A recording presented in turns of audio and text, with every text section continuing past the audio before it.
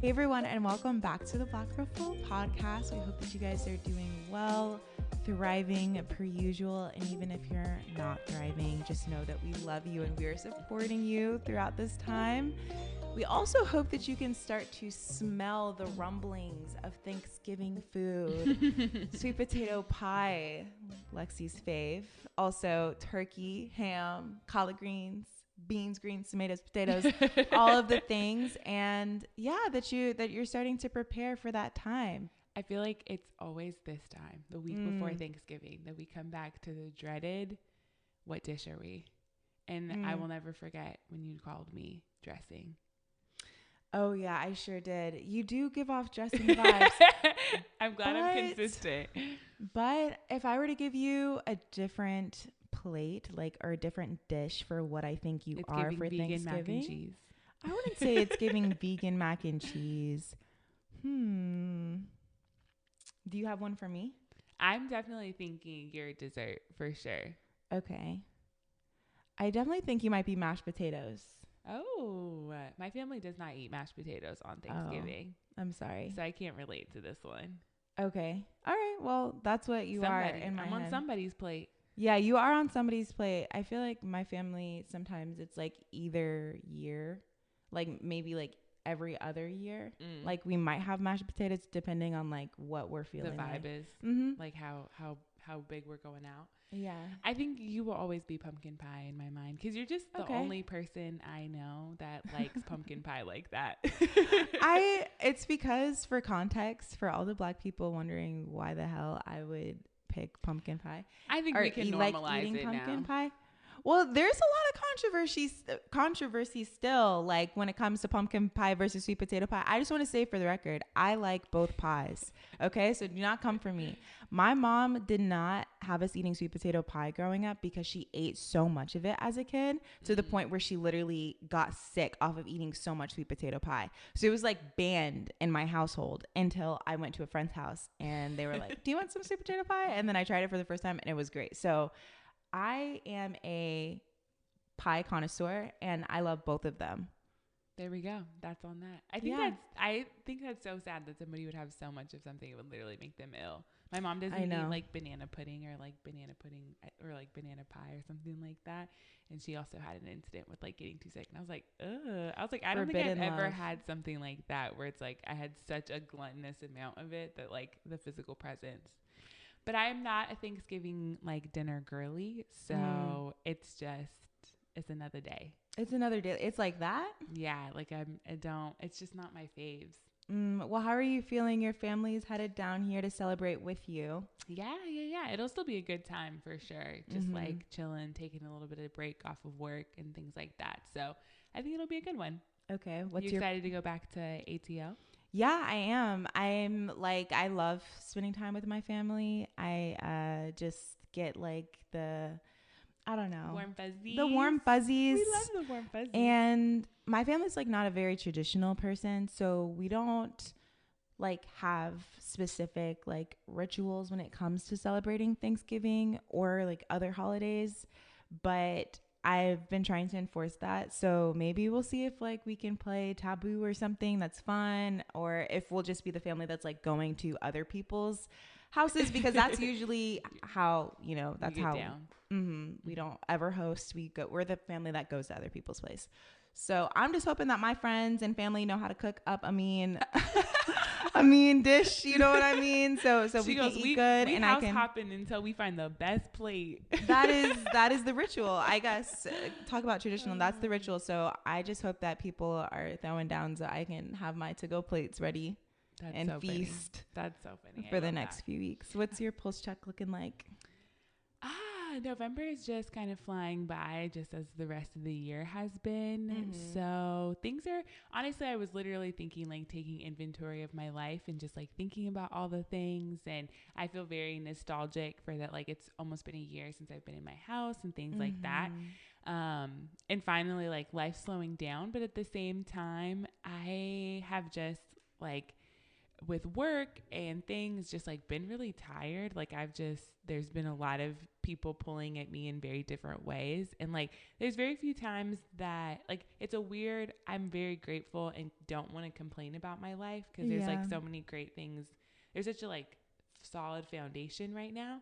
But it's been a very interesting things of like a lot of things just being like, I just really don't like that like at all. And having to ask myself like, what are we going to do about that then? But then like not feeling like, oh my gosh, well I can't complain about this because life's going so well. And I think some people, we just get in those kind of like ruts of life sometimes. So definitely going in for like a nice little break for the holidays. Okay. Love that for you. What about you? Yeah, I mean, I think I'm just gearing up for spending time at home. I think it's been a while. It's been a while. I think on top of that, I've just also been really trying to figure out, I think, my career. I think that's been like a big theme for me this year and like what I'm passionate about. So I've been talking to a lot of people, networking, and I think I'm going to carry on that energy probably throughout the rest of the year, just talking to people. She says through Q4. Yeah, through Q4, going to Q1. Just going to keep on networking and, just finding my way. Slowing down a little bit. Mm-hmm. We love it. We love the vibe. Well, as we're getting to the cozy season and we're, slowing down a little bit and we're gearing up for the new year, then we thought this would be a really great time to, really try and put some language around how we take inventory of our life since, you're like, okay, I've been thinking about these things for a really long time, or me, I'm like, kind of reminiscing and nostalgic on some things. And we did an episode way back when, if y'all have been with us since our early days, about intimacy and diving a little bit deeper on like the types of intimacy and how we can actually use that language to like better advocate for some of the needs that we might have, or maybe even better understand the experiences we've had. So we're rewinding it and going back to that conversation to dive a little bit deeper to try and unpack just like the nuances around intimacy, because I really think in our society, we get so fixated on intimacy really feeling like physical touch, like, and that's the only thing, or it's in some type of sexual way, I think is what most people think about, like, the little kikis and cuddles before bedtime, things like that. And some people will just be like, I don't have any of that in my life. Like, I'm missing that. And what we know is that it's just so much deeper than that. And when we actually start to kind of pull the layers of that onion back, then we actually kind of get new language about experiences or what we might have been talking about or thinking about. Yeah, what a great conversation to have, especially as we recently had an episode on cuffing season and kind of figuring out, okay, what would it even look like if I were to hop back in the game and get cuffed? Because the consensus was we were like, we're sitting this one out. Yeah, exactly. But I love this conversation. We've actually talked about it on the podcast before, just discussing the different types of intimacy. So why don't we just get into naming some of them? So first on the docket, we've got emotional intimacy. And I like to define emotional intimacy as just how do you feel safe within expressing your emotions and showcasing empathy within our relationships. I find that I have probably the highest level of emotional intimacy with my friends because I feel the most secure in expressing how I feel within that. But I think I've also been trying to figure out how to cultivate emotional intimacy within myself and understanding my emotions and like trusting my emotions and trusting myself. That. So that's how you can, for one, look at emotional intimacy. I'm going to pass it to you to discuss next one, physical intimacy. What we typically talk about or think about when we think about intimacy, which is physical intimacy, which would be a lot of those offhand touches or anything from a hug, a little cuddle session, a warm embrace, like kisses, all of those, holding hands, very much the physical interaction between you or someone else. Could be romantic, could be platonic. Yeah. Any type of just kind of physical interaction would be physical intimacy. Yeah. And the thing about physical intimacy, as you're saying, like it could be a hug, it could literally be any kind of touch. When I was in Spain studying abroad, that was the probably most pivotal time where I feel like I lacked it on a completely different level because of the fact that in Spain, hugging is actually seen as more intimate than just kissing on the cheek. Yeah. And I was like, I just want a hug. Like if anybody could just hug me, that I would be so grateful and so happy. So yeah, that's super huge. And I think a lot of the times, like we haven't even realized that COVID has like really shifted a lot of people's sense and like depletion of physical intimacy, of like, I can be close to you, but not being able to like physically touch you or that warm embrace is not enough, you know? So I think that's big, but I'll pass it back to you for the next one. Yeah. So next one, and one that I feel like is super important and has kind of shifted my perspective in life, is spiritual intimacy. So when I think of spiritual intimacy, I think about my relationship with my spirit. You can look at this, you know, as your relationship to God, your relationship to source, to the creation, universe, Mother how, nature. like, how are you making sense of the world, and how are you connecting within yourself so that you understand, you know, where your spirit is guiding you, what your spirit is saying to you. You can access kind of more spiritual intimacy through praying, through meditation, through going to church, through finding, you know, more communities that are focused on either religious or spiritual practices. And then lastly, we have mental intimacy, which is very much, I can kind of get this image of just like kind of the chakras and thinking about like your head and that mental and like the heart and the spiritual and all of that. But when you think about mental intimacy, it's really about the intellectual. Like, how am I diving into deep critical thought? How am I being stimulated by challenges of learning? How am I doing that? Again, I think what we've been saying, not only with the people around me, but with myself. So also housing that kind of critical thought and how you're working out that brain muscle. Yeah. I think having this conversation around intimacy is so important, because even right before we started recording this episode, I was talking to a friend of mine, and we were just kind of, you know, bouncing off of each other about how we struggle so much to have intimate relationships post-grad, and how it shifted. Like how our communities have shifted and our understanding of community has shifted since graduating, and being on dating apps is something that we've often talked about on this platform. And for a lot of us, that's like a huge way of how we find intimacy, through trying to connect with others in this digital realm. Yeah. And I've talked a lot about my experience just even working remote. Like, I love working remote. I love the flexibility and being able to watch Real Housewives during my lunch break. But at the same time, I find myself really lacking a lot of the intimacy languages that we just talked about, because of the fact that I am only talking to my team, and then after I get offline, then She's only talking to me. Yeah, I'm either talking to Lexi, or I'm like managing my virtual friendship relationships. Yeah. And also, you know, being away from home and not like hugging and having physical intimacy. It's something that a lot of us are struggling with, and a lot of us are trying to make sense of how we can, you know, just feel full in the space and time that we are, rather than feeling like we're lacking something. Yeah. And I think that's why I love this conversation so much, because it helps us give the language of saying like, this is what my true immediate need is.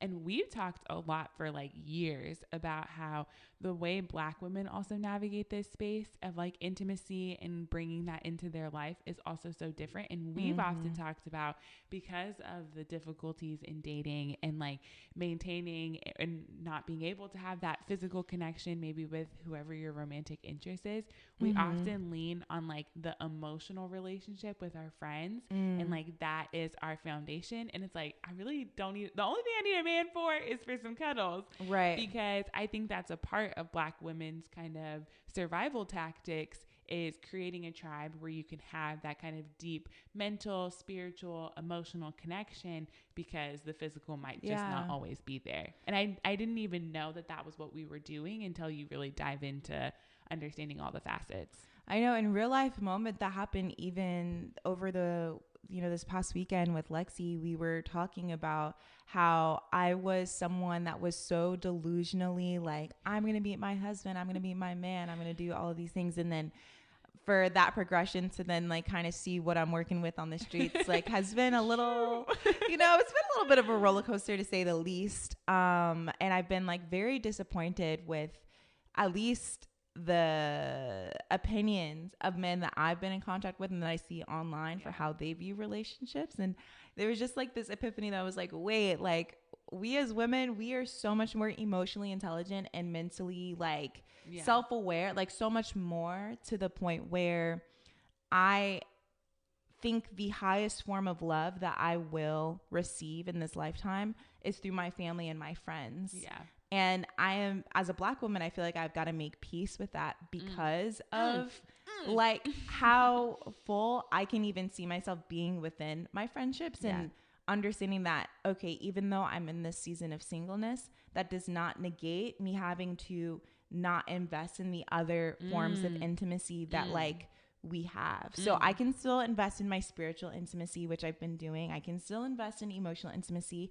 I can still invest in physical intimacy through even just like being like, hey, can I please have a hug? Can I please cuddle with you? Like, can I please, you know, just like hold your arm as we're walking down the street. It doesn't have to be this way of only viewing this through being in a relationship. Exactly. Which is, I think, how it's always been centered. Yeah. In our 20s, being like, especially seeing our parents get married in their 20s, some of us. Yeah. So it's like, there's been this huge focus on this is how it looks in this way, when the like key to understanding and really investing and learning more about yourself has been here the entire time. Exactly. I really love what you said. And before we get into sharing with how people can cultivate more of that in their life or pour into certain buckets that might be lacking, I think I love that that you can not have the romantic relationship, but that doesn't mean you don't have any physical intimacy in your life.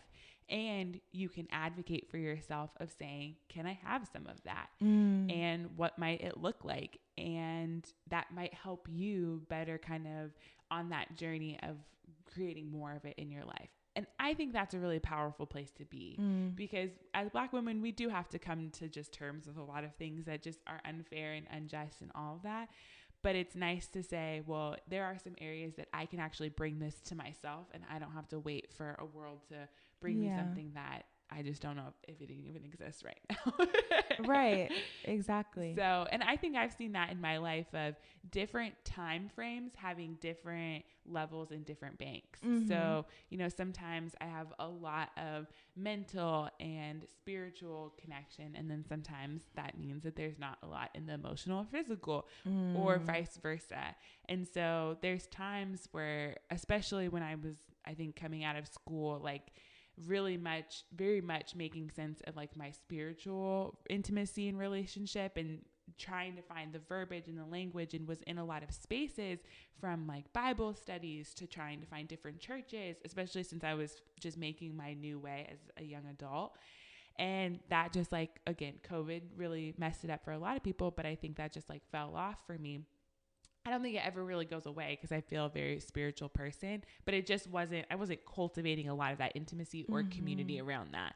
But it's really great because recently I got to go with like a group of people that I just really love. Somebody that I know has a farm and they've been doing this thing called barn church, which is like deconstructing and like decolonizing the church experience to like truly what is the best parts of it. And I got to do this like amazing experience with all of them.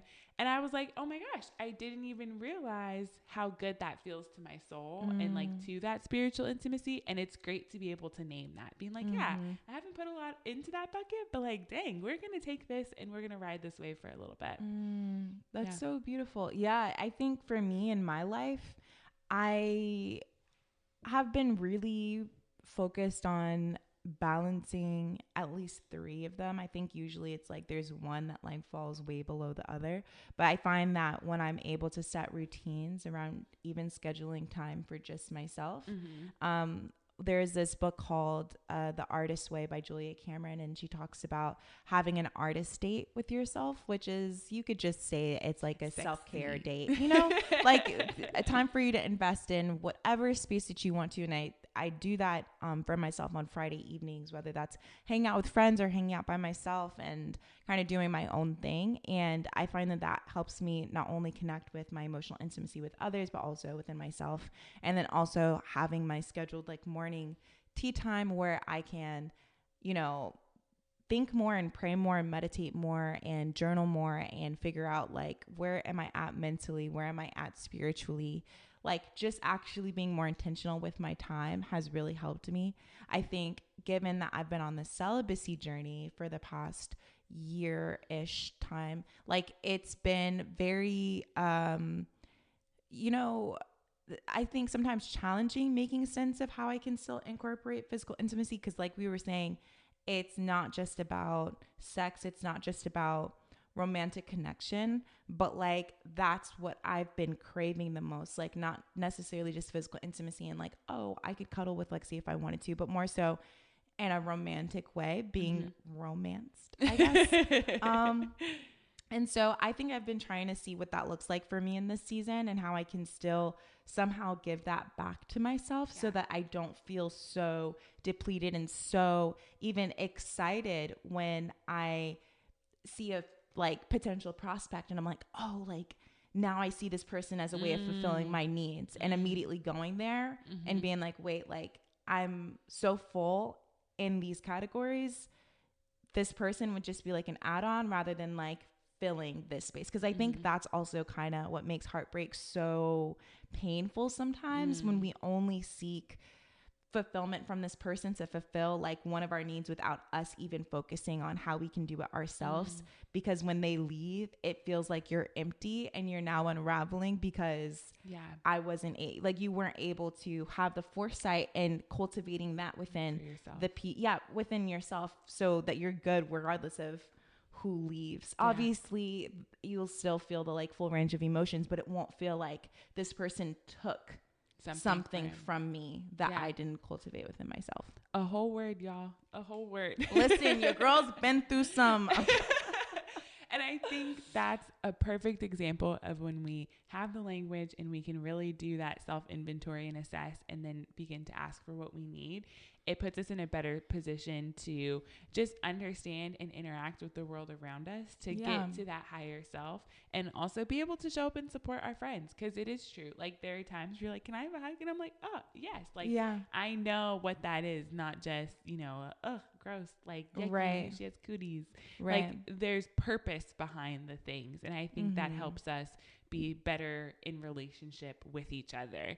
And so that's what my hope is that everybody is walking away not saying like, oh my gosh, I have to do these exact things to get that cup filled, but sparking curiosity and questions, saying like, wow, I never thought about emotional intimacy and like where in my relationships I have had that or not had that and what's the outcome and how to, if I want more of that, the things to do to cultivate that, the questions to ask.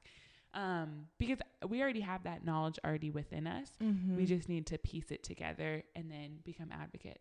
Yeah. And if you guys are interested in maybe a part 2 of us talking about how to even communicate that to your friends and family, being like, hey, I feel like we've been lacking emotional intimacy, or I feel like I've been lacking this within our relationship, we can definitely dive into that a little bit more because you got to have a lot of things before you go telling everybody like, I need this. It's like, cool. I also need my bills paid. Right. Exactly. So don't be popping off on nobody on the holidays. Being like, actually, Liv and Lex told me that you don't give me any emotional intimacy. Right. So it's not going to be anything like that. I need you to read a book. Okay. Right. And then don't talk about it. See, no, we come communicating with love is grace, always, and grace and patience, all of the things. But if y'all are interested in a part 2 where we talk more about that, we'd be down.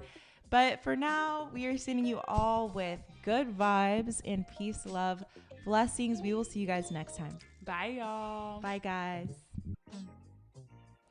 All right. That wraps up our episode this week. We'd really appreciate if y'all could rate us on Apple and Spotify, as it really helps grow our BGF tribe and support our podcast. As always, the conversation continues on Instagram and TikTok, so connect with us there if you want to join in on all the kikis. With that said, we will see y'all next time. Rest well, folks.